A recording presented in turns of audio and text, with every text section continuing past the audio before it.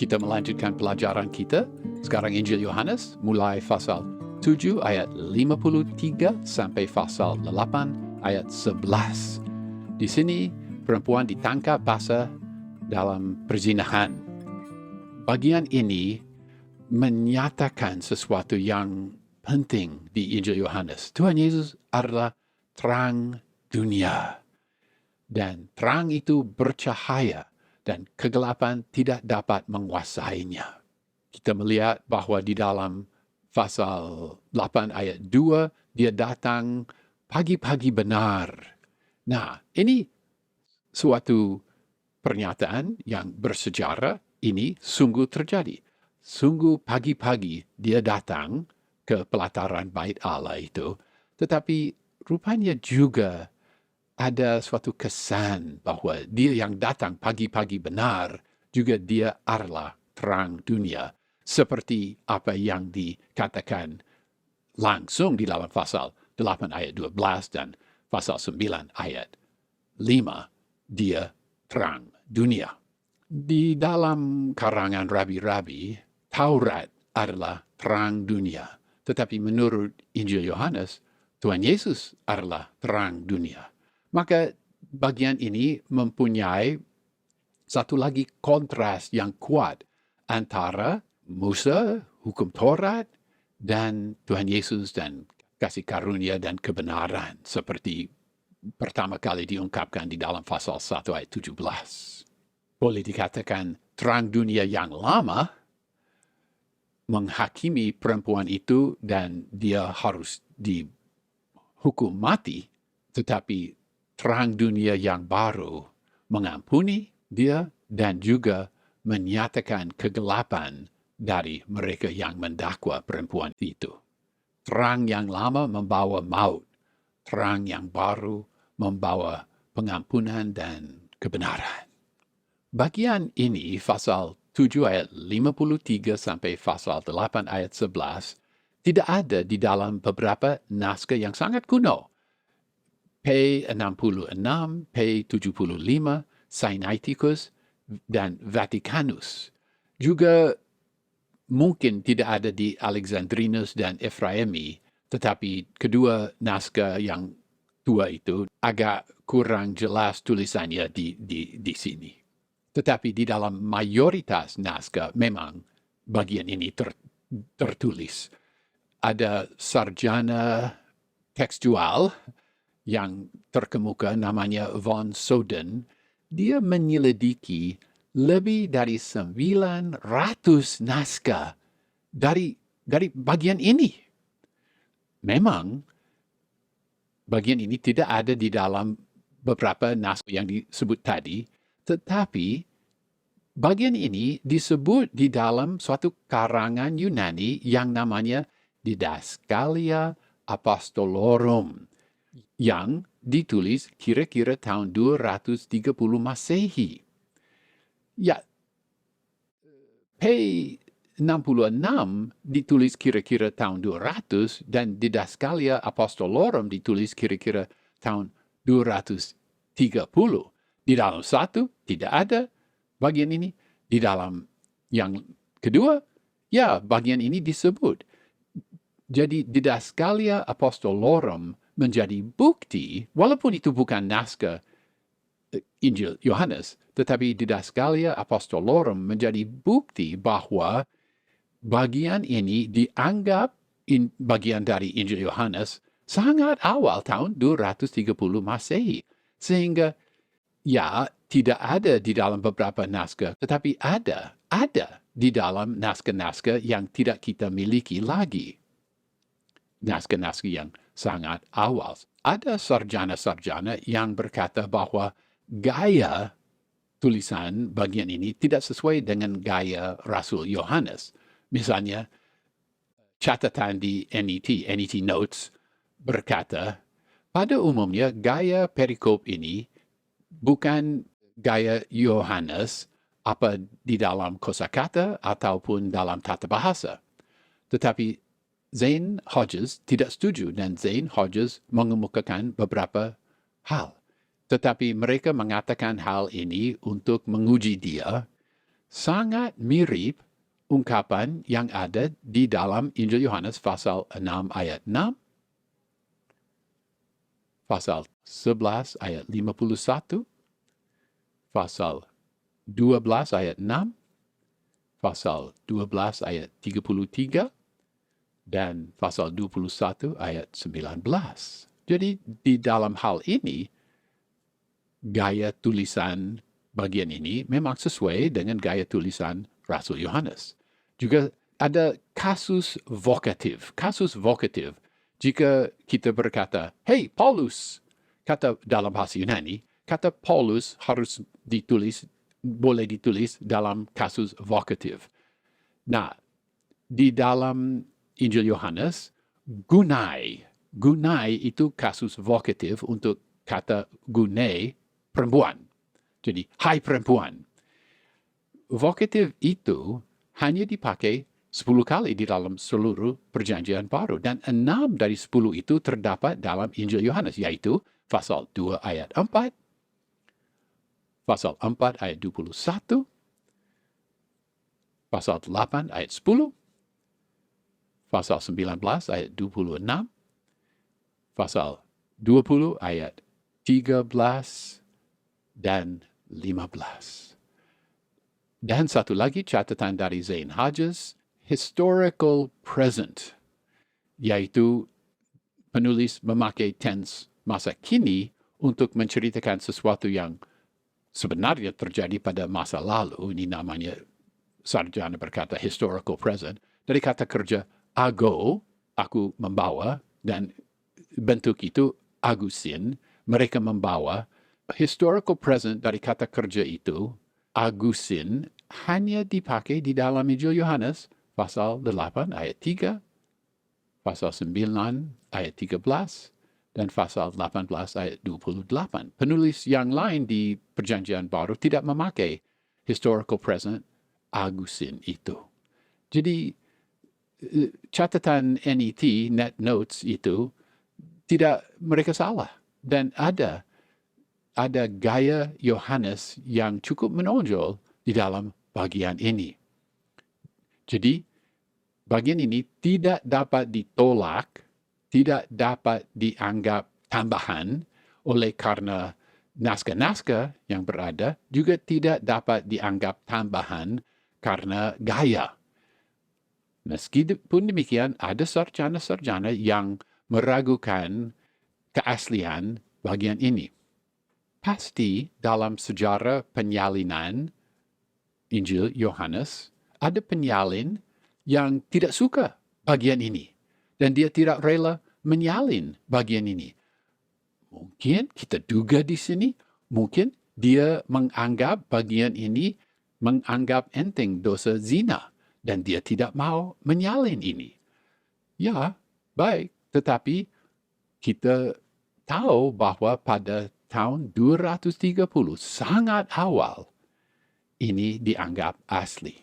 Ternyata bagian ini dan akhir Injil Markus merupakan kedua masalah tekstual yang paling menonjol, paling panjang di Perjanjian Baru. Selain itu, boleh diamati di sini bahwa di dalam bagian ini memang ada lebih banyak masalah tekstual di dalam bagian ini daripada bagian-bagian yang lain. Saya tidak menceritakan setiap masalah tekstual. Jika mau lebih menyelidiki, boleh membandingkan terjemahan Inggris King James Version yang pada umumnya mengikuti teks mayoritas yang saya terima itu. King James itu boleh dibandingkan dengan terjemahan bahasa Inggris yang baru, NIV, NET, ESV, dan sebagainya.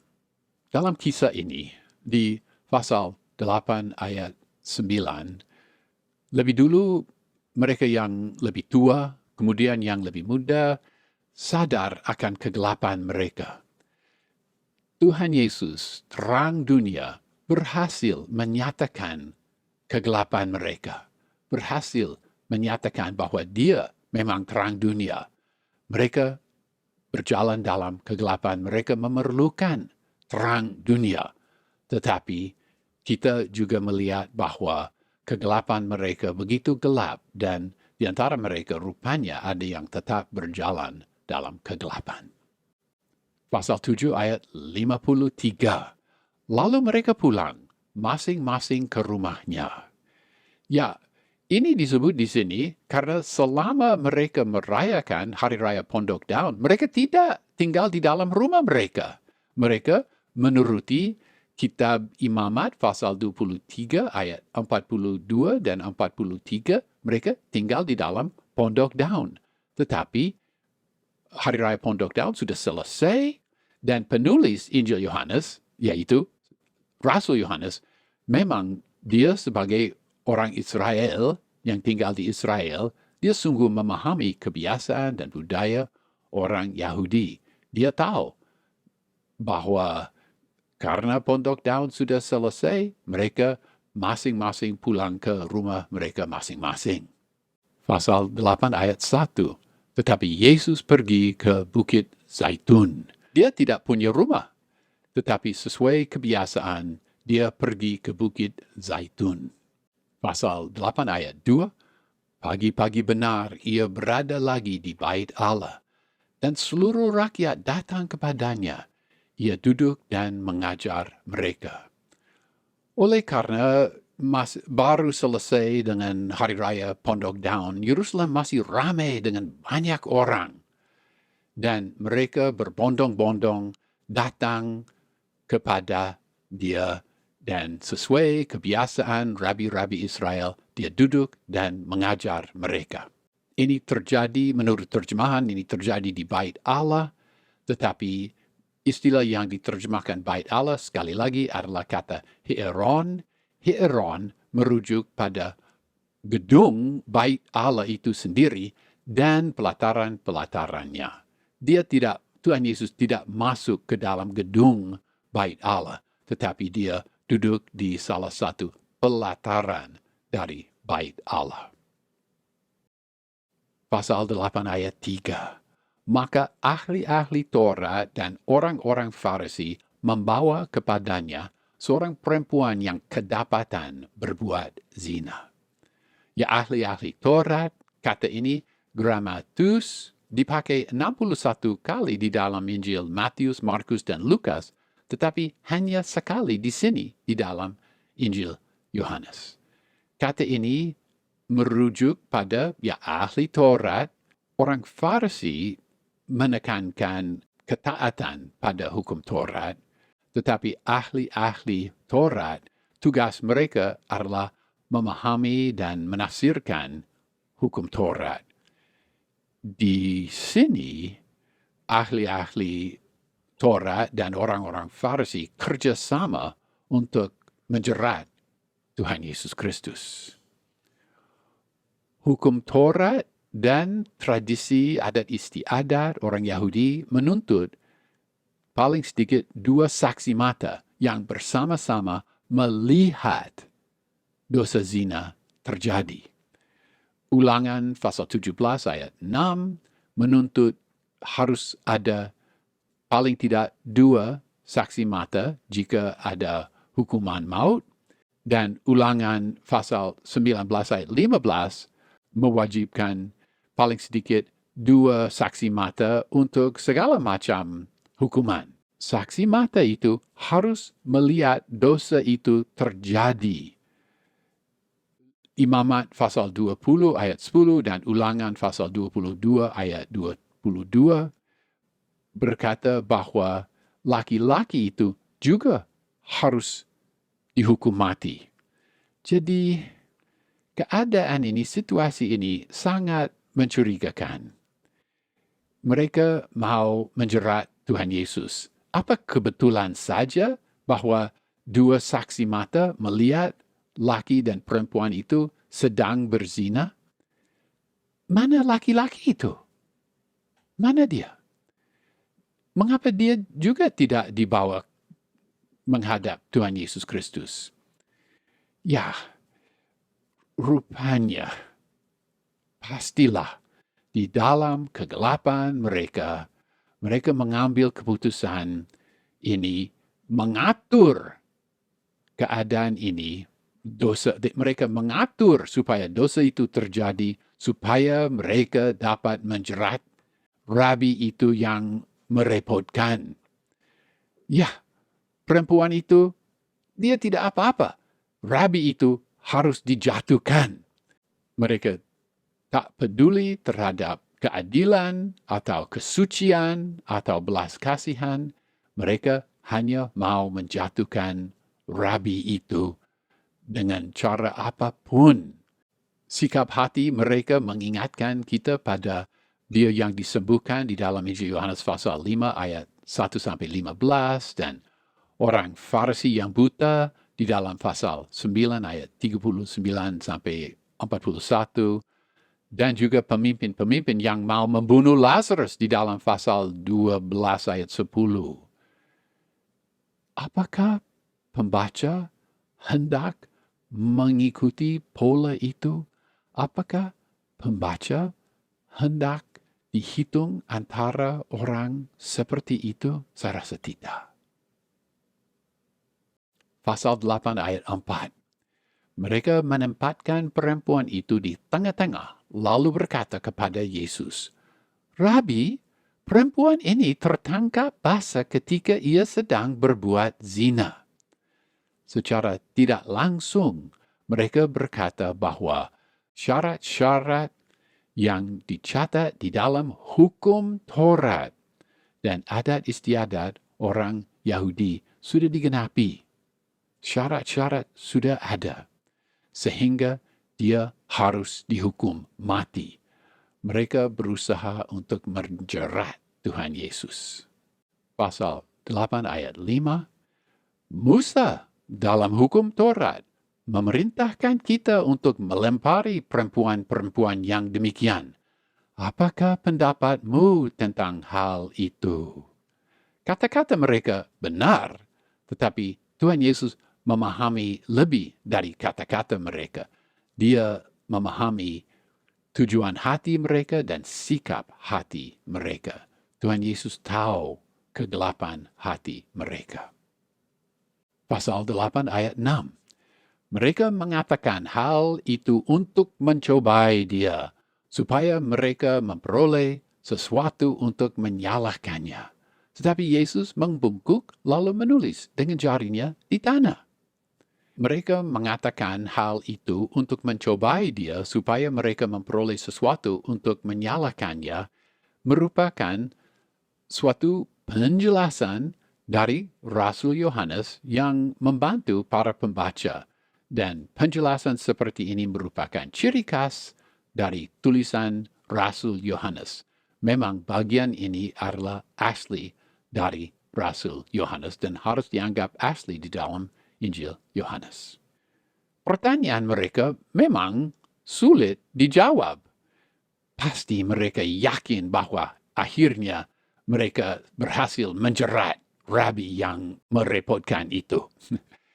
Seandainya ia menjawab bahwa perempuan itu harus dilempari batu, dan itu terjadi, dia memimpin mereka melempari perempuan itu dengan batu, maka mereka dapat menangkap Tuhan Yesus dan membawa dia kepada Pilatus dan mendakwa dia. Dia melanggar peraturan Roma. Dia melempari seorang perempuan dengan batu di pelataran bait Allah, dan ini pelanggaran. Roma tidak membiarkan ini. Hakimilah dia. Berhasillah. Dan boleh melihat di dalam pasal 18 ayat 31, memang Roma tidak mengizinkan Yahudi melakukan hukuman maut. Dari segi yang lain, jika Tuhan Yesus berkata bahwa perempuan itu harus dibebaskan, maka dia melanggar hukum Taurat. Dan ini dapat dipakai melawan dia di hadapan orang banyak. Dia membungkuk dan menulis di dalam tanah. Kita tidak tahu apa yang dia tulis. Kita diberitahu bahwa dia menulis. masalah apa yang dia tulis sangat mengganggu orang. Masa kini dan sepanjang sejarah gereja mengganggu. Maka orang mereka-reka dan mengatakan, oh dia menulis ini, dia menulis itu.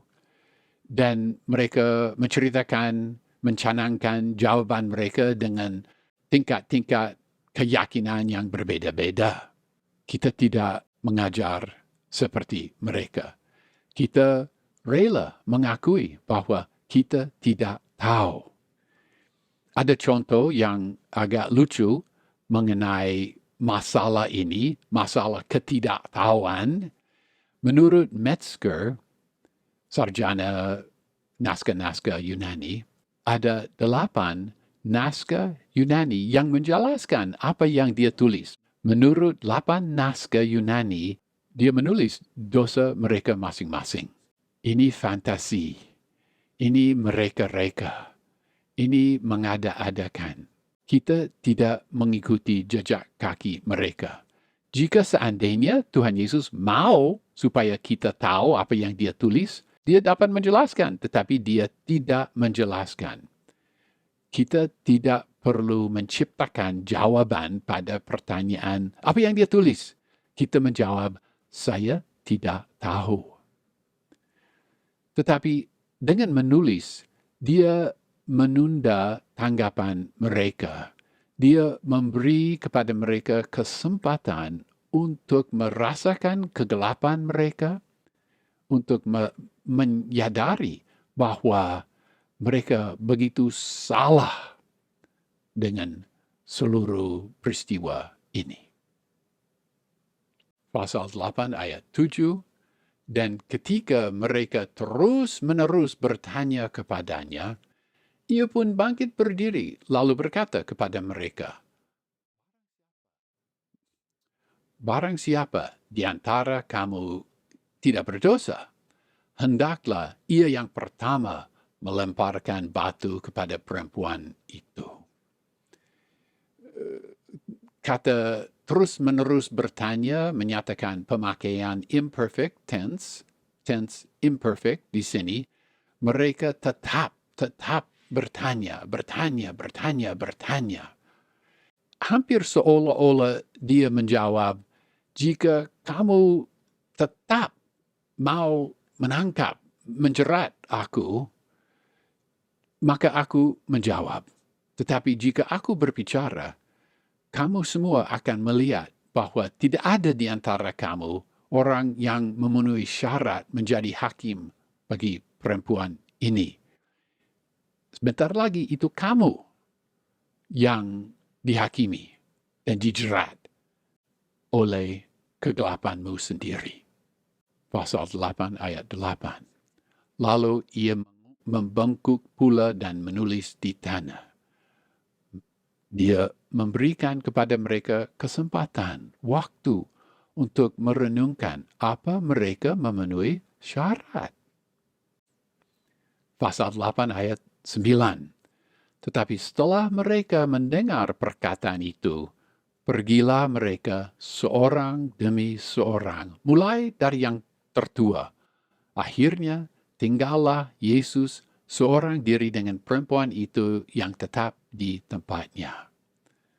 Semula mereka berpikir bahwa mereka dapat menjatuhkan rabi itu yang merepotkan. Tetapi ternyata mereka tidak dapat tahan di hadapan terang dunia itu yang bercahaya. Mereka pergi satu demi satu.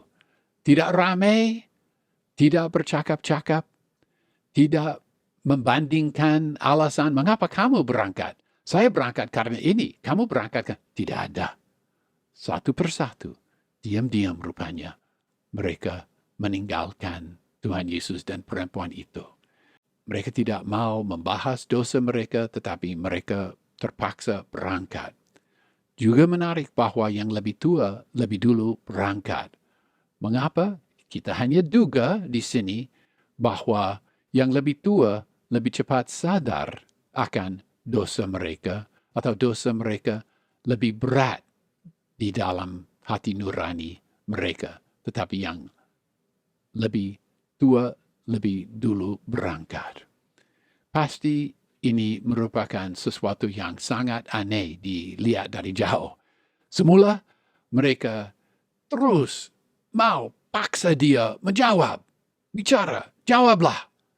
Apa dia harus dilempari batu atau dibebaskan? Jawablah. Tetapi dia mengemukakan satu syarat itu, bahwa yang tanpa dosa menjadi yang pertama untuk melempar batu, dan orang banyak itu mereka diam. Kemudian yang lebih tua satu persatu berangkat sampai tinggal 2 orang di situ. Pasal 8 ayat 10, lalu Yesus bangkit berdiri dan berkata kepadanya, "Hai perempuan, di manakah mereka? Tidak adakah seorang yang menghukum engkau?"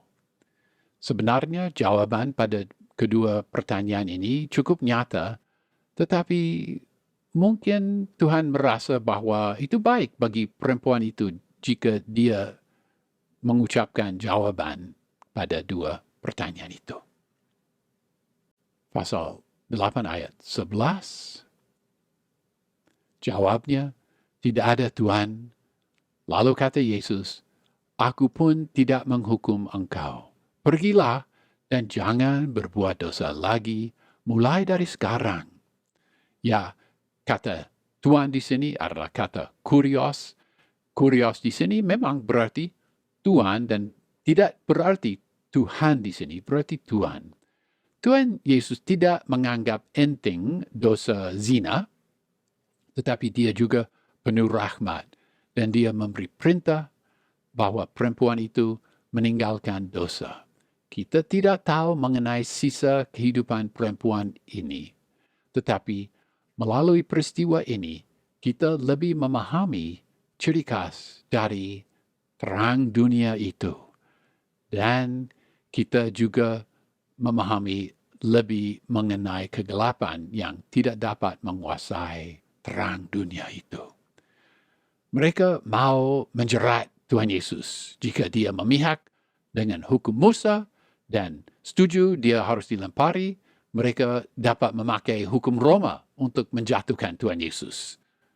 Tetapi jika dia mendukung hukum Roma dan belas kasihan, mereka dapat mempergunakan hukum Taurat melawan Tuhan Yesus, menjatuhkan Tuhan Yesus. Mereka tidak berhasil. Dan daripada itu, dia berhasil meyakinkan mereka akan dosa mereka. Dan jika mereka sadar akan dosa mereka, mudah-mudahan mereka menjadi lebih terbuka untuk menerima Tuhan Yesus sebagai Juru Selamat.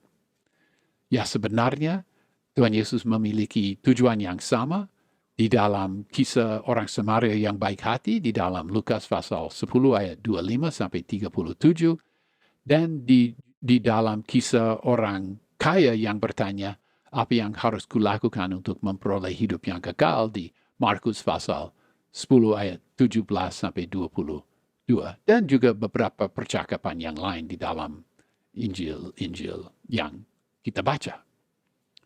Jadi di dalam peristiwa ini, kita melihat dinyatakan di hadapan mata kita bahwa Tuhan Yesus sungguh dia terang dunia, dan terang itu bercahaya di dalam kegelapan, dan kegelapan itu tidak menguasainya.